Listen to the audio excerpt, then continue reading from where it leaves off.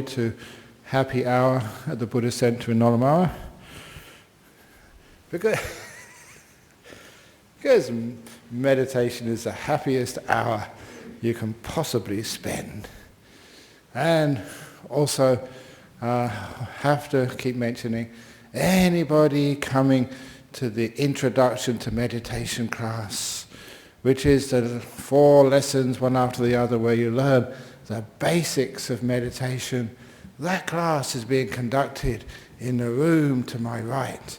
This is the ongoing class for those who have been meditating before. So, here we go. People are coming in. Very good.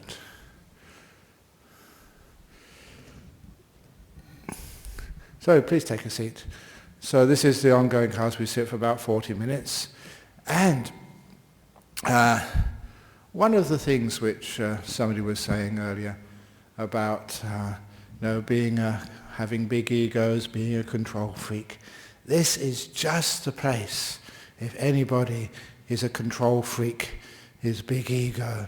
Because if you try and do things like that here, you will find you get more and more frustrated and tense, because you never get success in meditation by controlling and by doing things. This is where you learn that such actions don't work in the realm of meditation. The only thing which does work is to relax and actually not to do things. It's one of the little teachings I'm going to be focusing on this morning. The understanding of the ways of meditation is the idea of the 2 halves to the human mind. The first half is the doing mind, the one which always wants to control, make things happen, and just to try and get this happening in meditation, that happening in meditation. It is that part of the mind which thinks, which works out problems, which plans for the future, and which initiates actions. It is the doing mind. And that type of mind is just in a half of the human mind. The other half of the human mind is what we call just a being mind. It just is. It just knows, it can hear, it can see, it can feel, but it doesn't react. It's a passive part of the mind, whereas the doing is the active part of the mind. So if you can understand those 2 parts of the mind, then you'll also understand what we're actually doing in meditation. We are stopping, just restraining the doing mind. We're not planning anything. We're not fixing up problems. In this part of the meditation, we're not here to sort of work out the meaning of life. That's too much activities. Even thinking, we learn how to calm our mind down so much that thoughts don't arise inside of it, because the basic underlying stratum of the mind is very, very peaceful. So, if we can lessen the doer, in other words, we let things be, we let it go, we're peaceful, we're calm, we don't do much. We are kind and accepting, which means that there's nothing much which is a problem which we have to fix up. We do less. And when we're calm, we do less. We find that all the energy which would have been used up by our mind in doing stuff can now go to the knower. We just are aware. And that awareness gets stronger and stronger. It builds up an intensity simply because you're not wasting it on doing things. When I just came back from Singapore, I used a simile. Just it might be that your internet quota for the month is used up, which means that it's very hard to download anything. Just information just dribbles into the computer. But that's just like all of your mental energy quota is used up by doing stuff, which means you're tired. You can't even think or anything. You can't know. You're dull and depressed.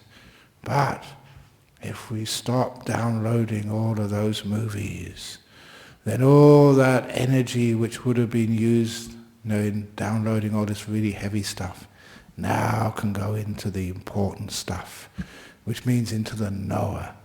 The knower starts to receive the energy and starts to brighten up.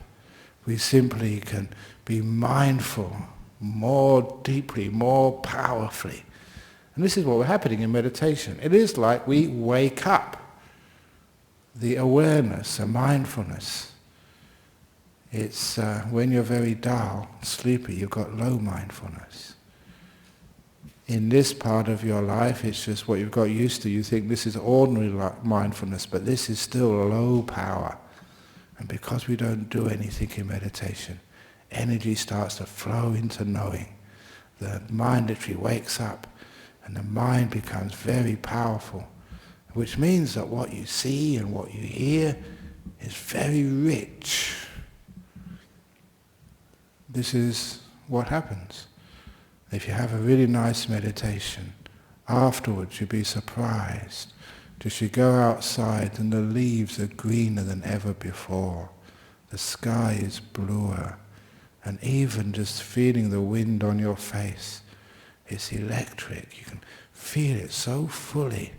You haven't dulled out. What is happening is you're coming into reality. Your senses are becoming alive. And if you have something to eat afterwards, the food is really delicious, simply because the mind has woken up. Many, many times that's happened to me in meditation. Many times, one of the first times, even one of the first retreats I did, I actually practiced, I wasn't teaching it, I was still a layperson, 44 years ago or something. And I went on this retreat and we were allowed to go on a walk for 1 hour a day, otherwise it's meditating all day. And I went to the Cambridge Botanical Gardens. And it was only 5 minutes from the retreat centre. And there at the entrance to the gardens, I was supposed to go there for exercise, was this clump of bamboo.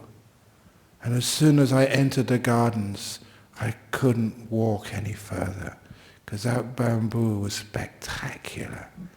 I don't know if you've ever seen Chinese watercolours, but they always have bamboo in it somewhere, simply because the way that slender pole of bamboo just tapers and bends, it's just sensuous.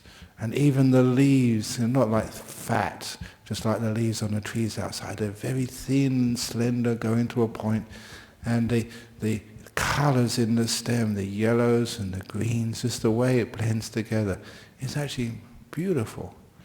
And this morning, that clump of bamboo was one of the most beautiful I'd ever seen. And I stood there transfixed, looking at it. And I was self-conscious enough to know that if I'd carried on standing there, I'd already stood there just staring for 15 minutes, any longer someone would see me and call the ambulance to take me away to the funny farm, simply because you're not supposed to do things like that in a place like England. So there was a bench and I sat down and stared at that beautiful clump of bamboo for about 50 minutes until I had to go back for breakfast. I was a young man, and breakfast to young men are really important. So I went there the next day, and the next day for 8 days, I literally stared at this most incredible piece of bamboo, the most beautiful bamboo I've ever seen in my whole life. And then the retreat ended. And a few weeks later, I had an afternoon when I had no studies to do. And I thought, I'm going to go and have a look at that really beautiful bamboo. I got on my bicycle and cycled through the busy traffic, found my way to the entrance of the Botanical Gardens. With high expectation and excitement, I saw the bench and saw that clump of bamboo. The most pathetic bamboo I've ever seen in my life. Dried, desiccated. It's just bamboo in an English climate. It's not supposed to grow in places like that. And I thought, where's my most beautiful bamboo gone? I realized it was because my mindfulness had gone. It was back to its ordinary level of dullness. It hadn't got that edge when you become awake, alert, and can see beauty where others can't. So this is one of the things which happens in meditation. When you start to calm the mind down, which means you're not doing anything, you're not controlling, you're not thinking, you're not giving plans, you're not saying where you're going to go and how you're going to get there, which all wastes so much mental energy. You're just still, just watching, just aware, without reacting. And the awareness grows and grows and grows. And the mindfulness starts to become really powerful. And then when you come out afterwards, you open your eyes, and this old carpet, which has been in here since we built this place, I think this is still the same carpet, isn't it, Rodney? Was it 25, 30 years? And we look at it, wow, that's incredible. Have you seen all the colours in the carpet? Incredible number of colours in there. You can't see it now. When the mind wakes up, wow. And I can't resist. I was trying to resist telling my story about when I was on a meditation, teaching a meditation retreat down at Jhana Grove. I tell this to the monks, I tell it on retreats. I was meditating, get some nice meditation as well as teaching. And one afternoon I got a very deep meditation. And when I came out, my mind was so awake, so wonderfully alert, that I walked out. The reason I got out of meditation was because I had to go to the toilet, to do what they call a number 2. And afterwards I made a big mistake. My mistake was I looked inside the toilet bowl. Wow! I'd never seen in my whole life such a beautiful piece of shit. Now, you may think this is funny, but have you ever, with mindfulness really strong, seen the different shades of brown? It's not just brown. There's a whole artist's palettes of brown, dark browns, light browns in the middles, and the way it's all put together was like some Picasso painting. And then the shape of it, these are just balls, and they're stuck together like a statue. And just the way that the colour and the form all interacted, it was incredible. And as I often say, that there's always some tiny little bit of mucus on there somewhere, which makes it glisten like a diamond, like a gem in the water. And then I started to notice the aroma that was rich, earthy, full, not like these lady scents these days. This is really rich and earthy, really just, and I was really just blowing my mind on this. And I told people in Singapore just a couple of days ago that I have to be honest with you, this did happen. I really thought for a few seconds of picking it up and showing it to my friends. But it's because as a monk I've trained for so many years in renunciation, in letting go. And it's only because I had a lot of training in letting go I could actually do it. It was very hard. It was very difficult. That I had to turn my eyes away as I pressed the button. And the most beautiful bit of shit I've ever seen in my whole life left my life forever. I was grieving no, I wasn't really grieving. I let it go. But it was an incredible experience, and that's true. Okay, it's a bit of a gross story, but it just shows how your mindfulness, when you're very still, you don't do anything, it increases. You wake up and you get this wonderful feeling of just being able to look at anything, and it's beautiful, it's deep, you start to see things you've never seen before. Insights start to arise. And the other thing, everything you look at is beautiful. Now imagine if a piece of, you know what, in the toilet bowl looks beautiful. Imagine what your grandmother must look like. What? Anything. You have natural happiness, positive mind, from learning how to be still and getting the mindfulness strong. Oh, you want to say, be positive, be positive. But it really makes you negative trying to be positive all the time. So this is how it really works. So still, so peaceful, mindfulness strong. And then, wow, you actually do see life in a different way. Beautiful, positive and happy.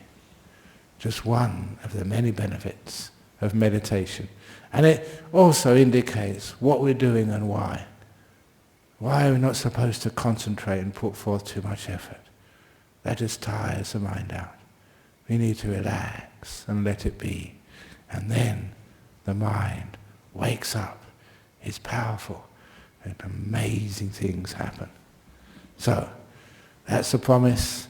Let's deliver. So, if you haven't yet, please get yourself in a meditation posture. A chair is fine, cushions are great, leaning against the wall is also okay. Wherever you can find a comfortable position for your body.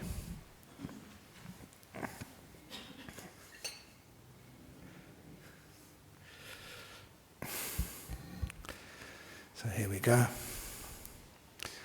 I should make the announcement again just in case any latecomers. This is the ongoing meditation class. If you come for the introduction to meditation class, a series of 4 lessons, for those who haven't meditated before, the introduction to meditation class is in the room to my right, because now we're going to meditate for about 40-45 minutes, and if you haven't sat that long before, it's going to be torture.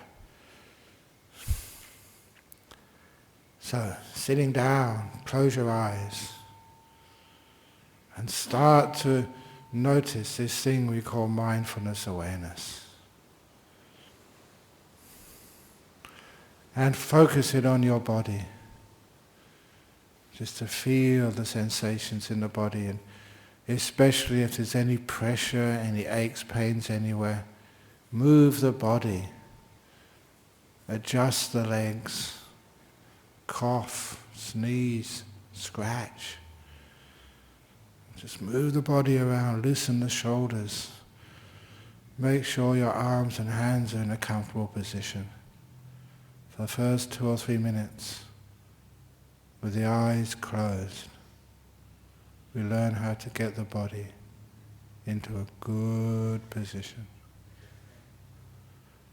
In every meditation, your posture can be different. You are aware of the needs of the moment which weren't there yesterday, and adjusting your body accordingly.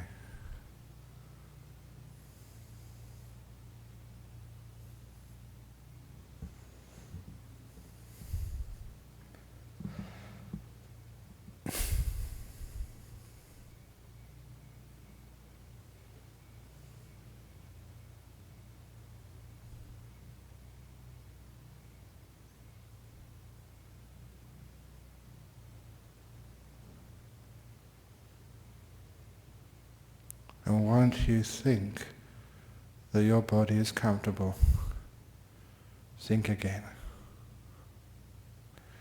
You can always make it more comfortable, more relaxed. See if you can find tight places in your body. It may be an irritation, a headache, and even a pain somewhere. If you can be aware of the most irritating sensation in your body right now, don't move away from it, move into it, be aware. Because once you have awareness of that irritating, tense, tight place in your body, you have the ability through feedback to relax it. What do you need to do to bring that tension into relaxation?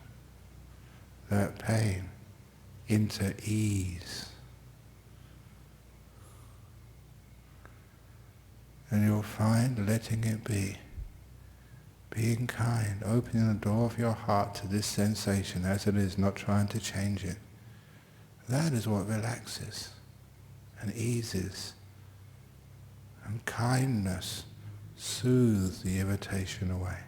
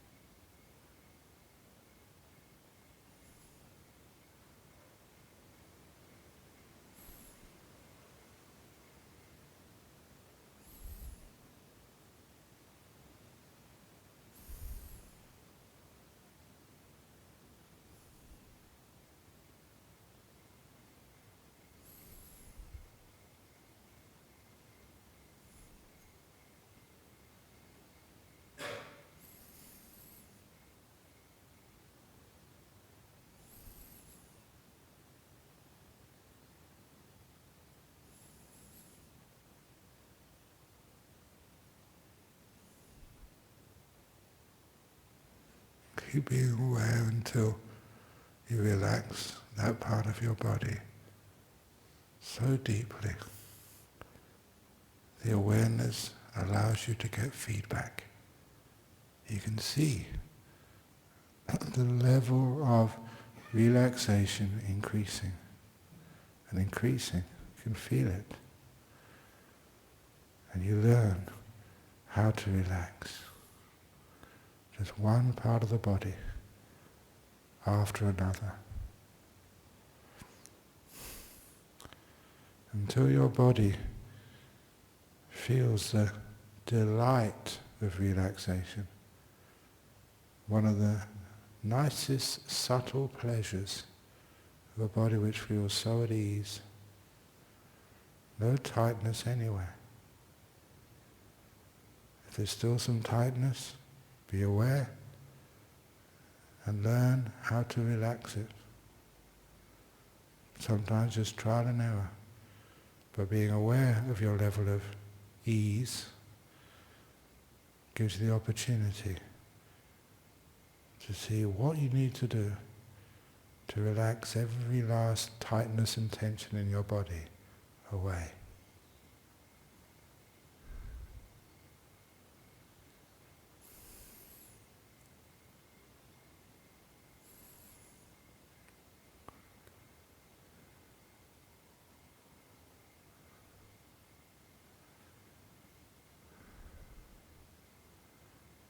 By relaxing your body, through being aware of the feelings, straight away you're coming into this present moment. Because physical feelings only live in the present. And you're taking your attention away from thinking, into feeling, into real world of being with the experience of your own body, instead of just thinking about it. This is reality.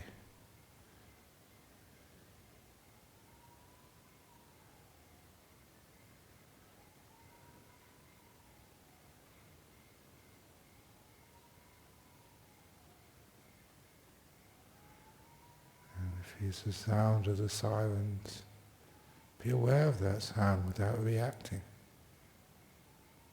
Just sound. And it stops.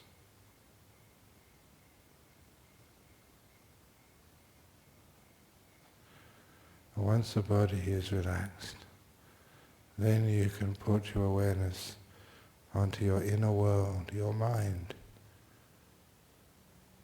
Too often We are caught up with thinking and planning and remembering.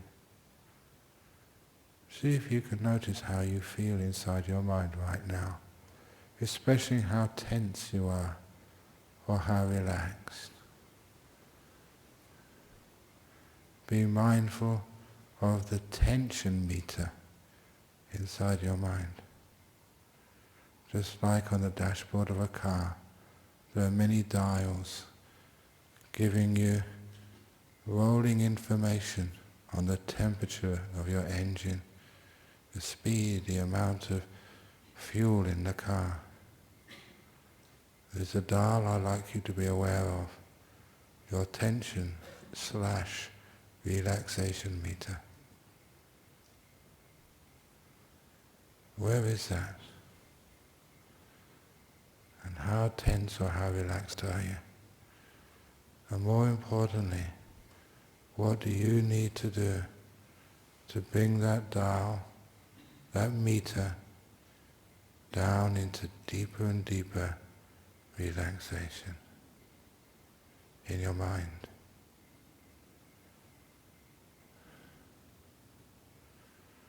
Letting all the tightness inside, all the wounds of the past, all the future trying to drag you off into planning and worrying, all that tension and tightness. See if you can allow it to relax. Being so calm that you don't need to think.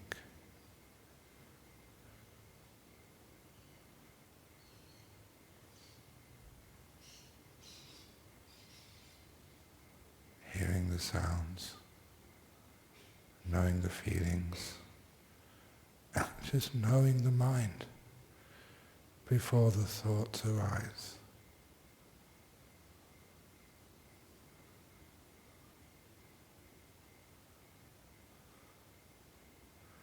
And as you do relax your mind, like you relax the body, you find doing things, thinking, planning, commentating, working out problems, that just agitates the mind, gives you more suffering. Now's the time to let go. And little by little your awareness gets stronger and more able to see things inside of yourself you've never seen before. As it gets stronger, there's a delight, a pleasure of a happy, peaceful mind.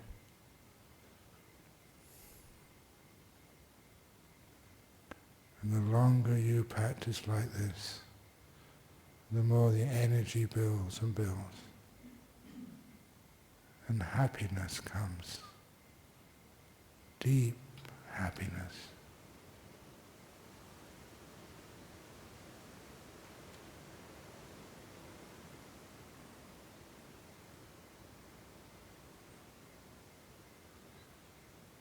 Being able to hear 1,000 sounds in the blowing of the wind. Full, rich.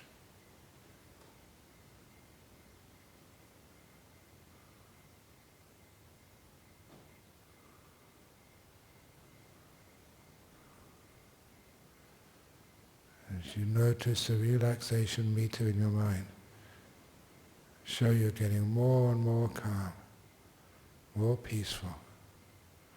The more calm and peaceful you become, you may notice the less you think, the less you need to.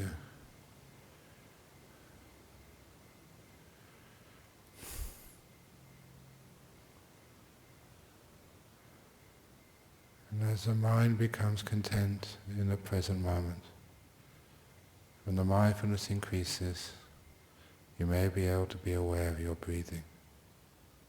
Naturally. I don't need to tell you where or how. and you relax deeper with your breathing. I'm now going to be quiet until a couple of minutes before the end of the meditation.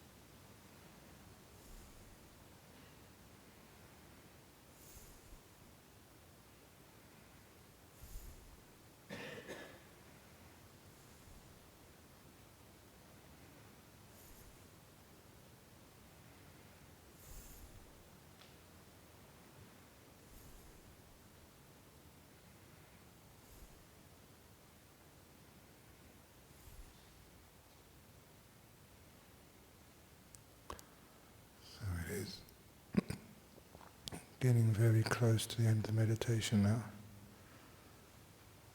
How much mindfulness have you developed? How still, quiet have you been?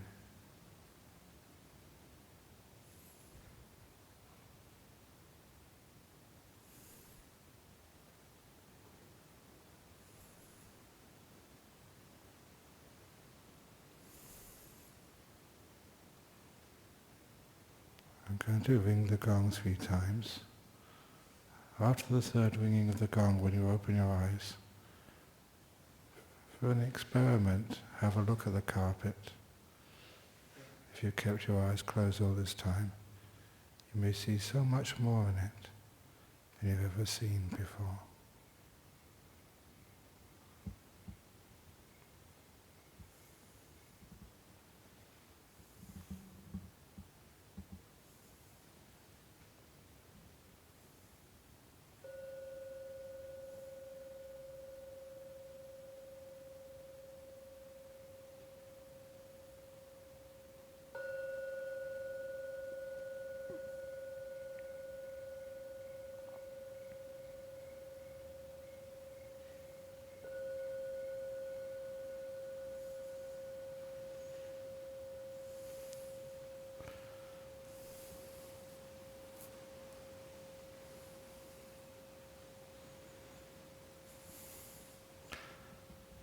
Very good.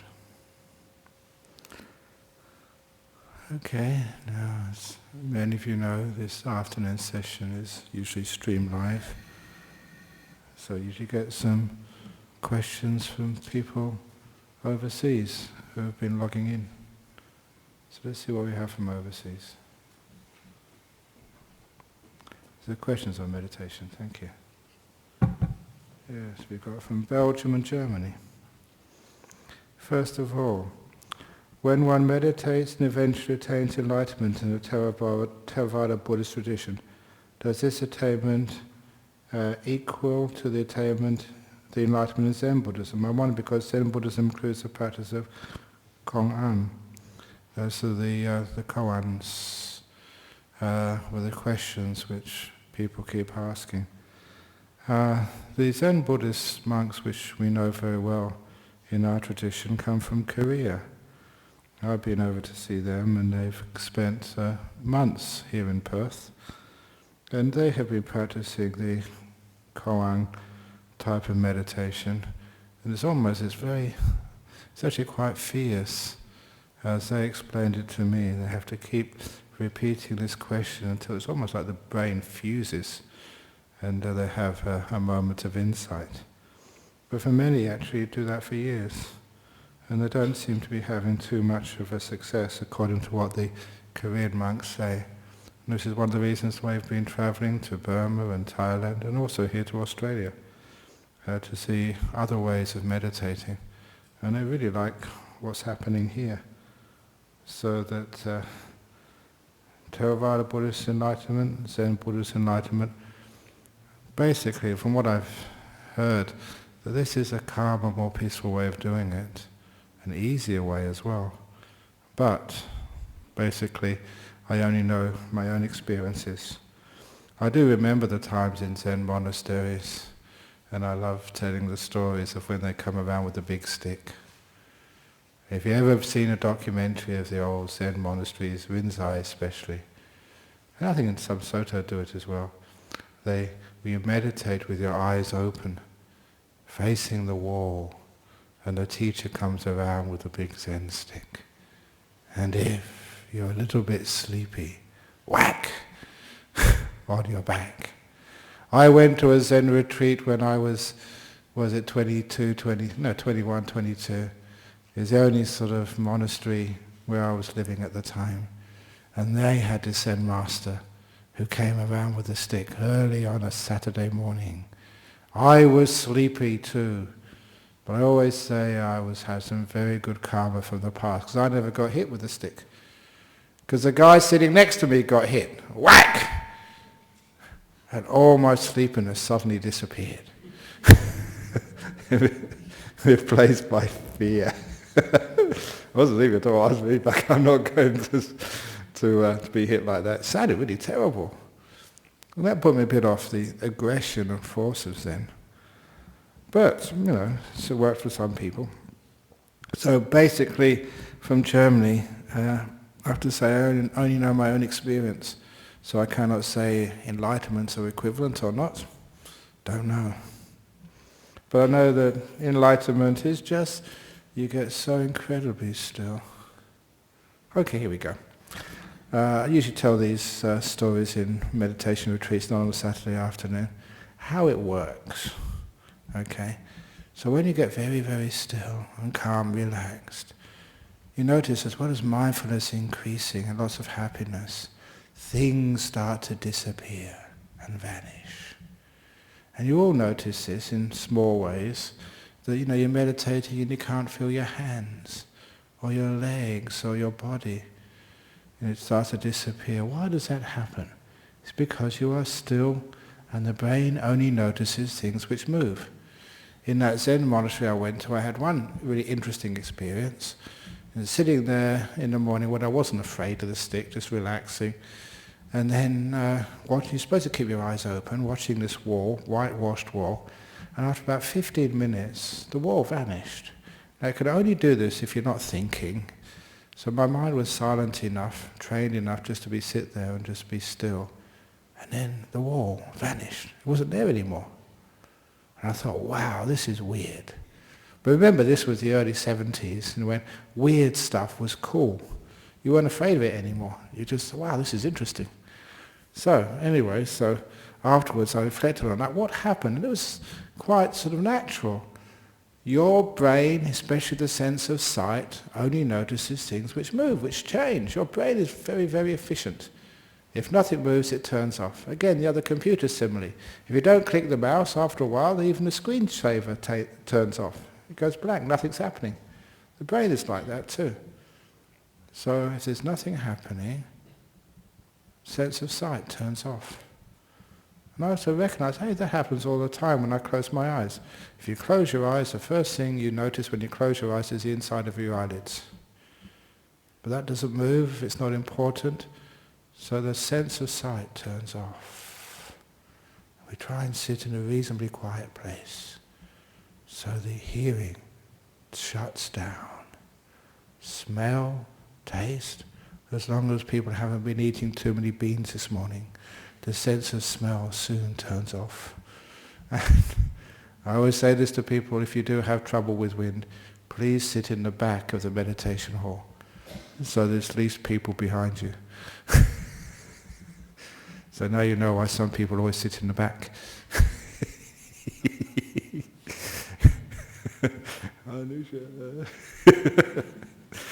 So anyway, so the sense of touch, physical touch, that's the hardest one to turn off. Because there's always some feeling in the body. But you sit comfortably and still you relax, which is why I really focus on relaxing the body at the beginning. And then most of the body vanishes, leaving only your breathing. That's always moving. But what happens is, because you're being pretty still, and you're not thinking especially, because thinking takes energy and that uses up oxygen, which means you have to breathe quite a lot. If you're not even thinking, you're really still, your brain is calm, and your body's not moving, you don't need so much oxygen, which means naturally your body compensates by breathing really lightly. And when you're very quiet inside your brain, it's incredibly light. So light is the breathing that it vanishes too. And with it, your body is gone. It vanishes, disappears. And the next thing I'll just go over on a few steps. Well, the next thing happens because you're very content and happy, because you don't need anything, you don't want anything. Other things start to vanish, such as your will disappears, because it's not moving. What has happened is the art of disappearing. When things vanish, then you know what they really are. And this is my famous simile of the tadpole and the frog. A tadpole grew up in the water, lived all its life in water, can never know what water is. It can study water. He can go to lectures on water. He can do experiments on water in Tadpole University. But Tadpole will never understand what water is, no more than a fish can. But one day, Tadpole grows legs and arms, and Tadpole jumps out of the pond. And something which has always been there is missing. Something it just took for granted. It couldn't even perceive before because it was always there. Water. Now it's gone. Now the tadpole can understand what water is. Because it's a frog now. Outside there's a lake. Then you can understand what these things are. So, even if you are a professor of anatomy, even if you are the coroner who keeps cutting up bodies in autopsies, do you really know what the body is? Do you really know what seeing, hearing, smelling, tasting, touching are? You may think you do, but you don't, because they've always been there. When they vanish, then you know what they are, and it shocks you. You get insight into the nature of your body. And if your will vanishes, then you understand what is this thing which you think is yours, the controller, the thing which you cherish.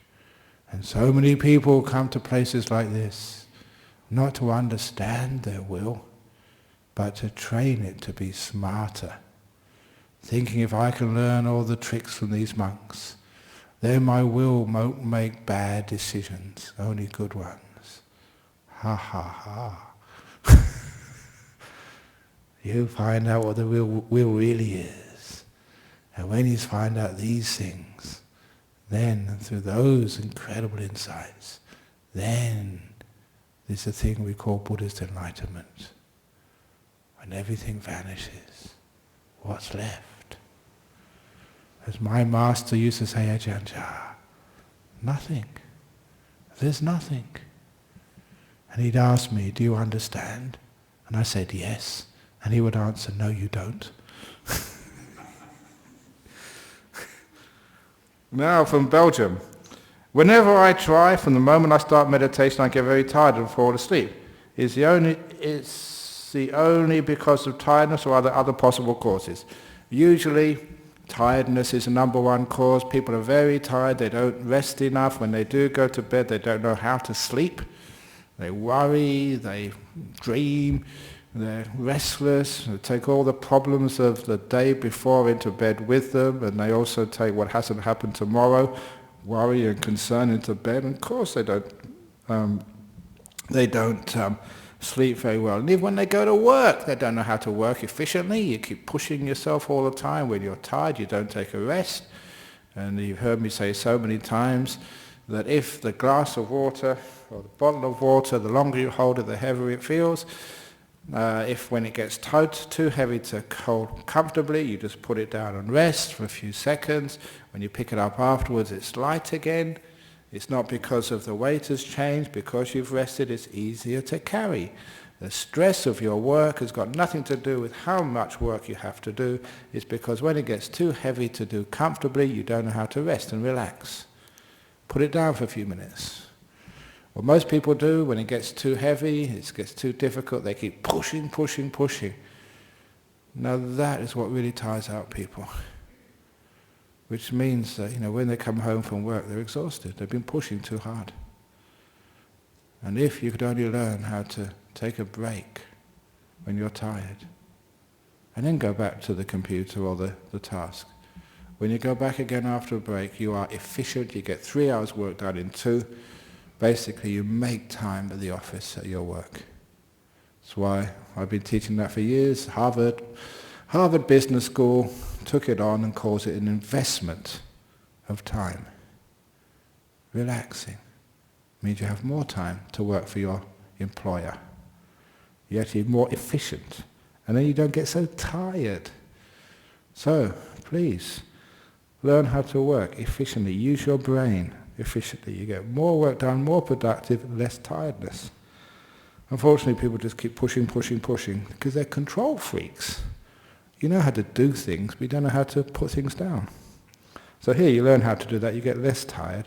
There's also sometimes the other problem with this sloth and torpor business. We say you've been trying to meditate. No, that's wrong from the start. Don't try to meditate. Just let go of trying. The trying you're already tired, and meditation is another task you have to do. Another job, another thing on the list you have to tick off. And it's the wrong attitude. Meditation is relaxation. It's time off. It's not the usual thing you do in the world. You get your degrees by working hard. You get the dishes done by exercising your arms and doing it. But in meditation it's totally different. This is time to relax, doing nothing.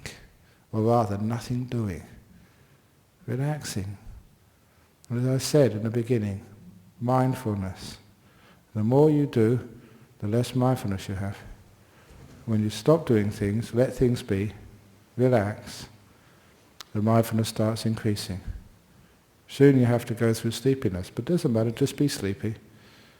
And soon that lifts, and you're really aware. The energies start to come up.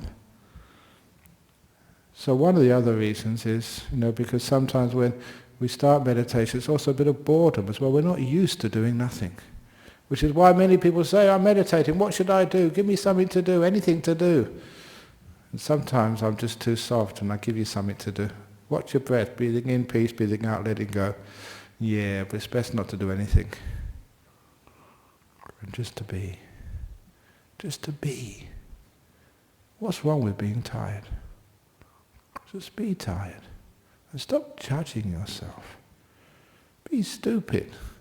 What's wrong with being stupid? We stigmatize so much in this world, we judge too hard. So part of letting go is being non-judgmental, and opening the door of your heart to anybody. Not judging gays, not judging elderly people, not judging people with mental disabilities, not judging anybody. And when you don't judge, then you don't judge yourself. When you don't judge yourself, honestly, do you really need to be improved? Who said to you you're not good enough? I really object to that. You are good enough. So, sit down and just relax. This is not improving yourself. It's actually stopping improving yourself. You've been doing that all your life, since you went to school. This is just being you. Doing nothing. Relaxing. Just being. And that's where you start to get peace. And from Belgium, once you actually get through that sleepiness, then the mind, just be at peace with it. It vanishes like the mist in the early morning. And then you're really peaceful. Don't do anything, keep being peaceful, the energy builds up, and then you really start flying. You're really happy. Deep happiness in meditation. So, just be with the tiredness for a while.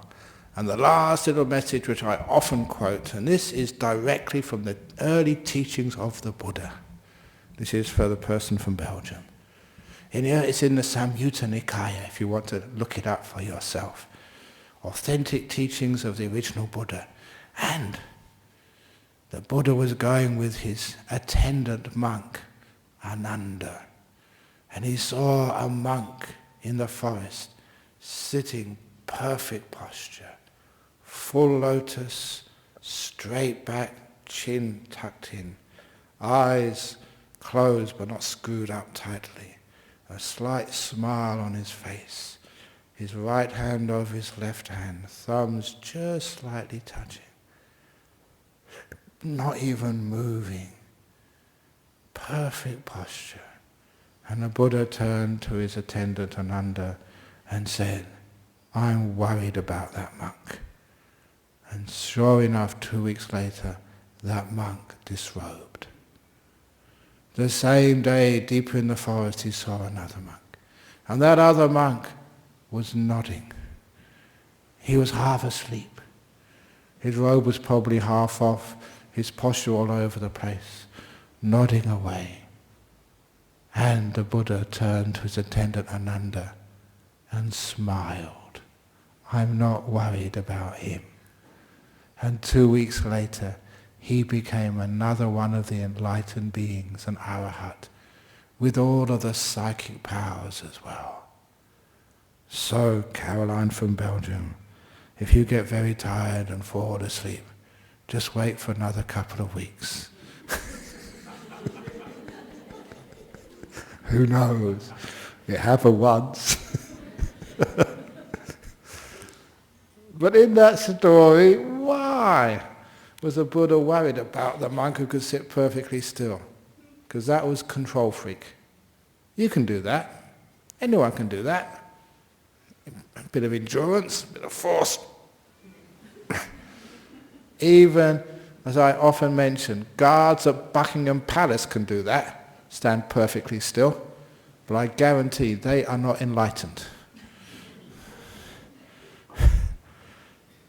The other monk was letting go. Yeah, he was letting go, you fall asleep, you go through the sleepy stage. But after the sleepiness disappears, wow, now you're flying. Really peaceful, deep meditation, having a happy time. Sometimes we need to go through that. But it passes as long as you don't waste your mental energy fighting it, judging it. So, Caroline from Belgium, well done for being sleepy. In all the years I've been a teacher of meditation, the sleepy people are no problem at all. You soon pass through it. The problem meditators are those who keep thinking too much, who can't even fall asleep, the restless ones. So if you're one of those restless ones, I'm just going to take you through the stages of sleepiness and dullness. You're making progress. Well done. Okay. Any comments from the floor from here? Anyone have anything to say? Really? Nothing from here. If any of you here... Sorry? Oh, giggling, go for it. If you feel like giggling, laughing, crying, sometimes that happens in the meditation because you're letting go. Then some of these emotions are coming up and some of the things which are suppressed, which say, ooh, I can't giggle in public, or I can't cry, people will think about me. Oh, they won't think about you. You know, just in this meditation, if you feel like doing that, just go for it. Sometimes people go crying. And there's this one guy, I always remember this guy. He came on a meditation retreat, and after 1 or 2 days, he started crying. And he came to me and he said, what's happening? And I asked him, he's about in his mid-40s, when was the last time you cried? When I was about 8. And my father told me the Australian boys don't cry. I haven't cried since. I told him, you've got a lot of crying to catch up on.